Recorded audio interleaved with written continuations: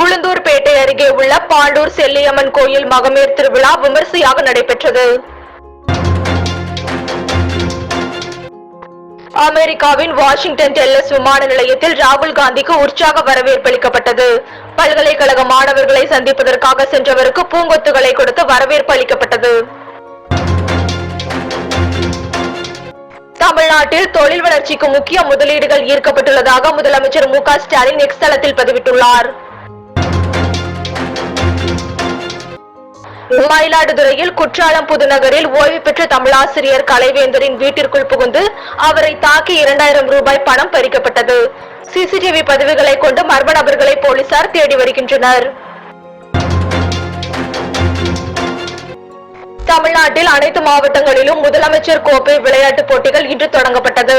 சிவகங்கை மாவட்டத்தில் முதலமைச்சர் கோப்பை 2024 விளையாட்டுப் போட்டிகளை அமைச்சர் உதயநிதி ஸ்டாலின் தொடங்கி வைத்தார். உலகின் மொத்த பிளாஸ்டிக் அளவில் சுமார் 20% இந்தியாவில் உற்பத்தியாவதாக புதிய ஆய்வில் தகவல் வெளியாகியுள்ளது.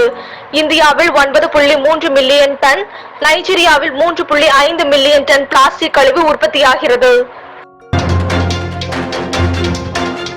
இந்தியா அமெரிக்கா இடையேயான 20வது கூட்டு ராணுவ பயிற்சி ராஜஸ்தானில் துப்பாக்கி சுடும் மைதானத்தில் தொடங்கப்பட்டது.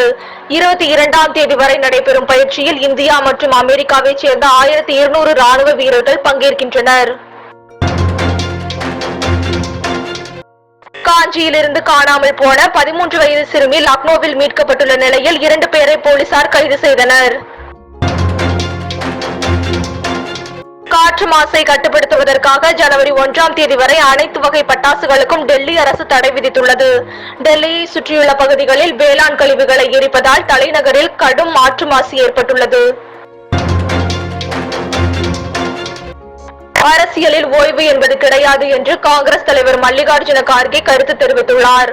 வாழ்நாளின் இறுதி மூச்சு வரை நாட்டு மக்களுக்காக சேவையாற்ற வேண்டும் எனவும் அவர் தெரிவித்துள்ளார்.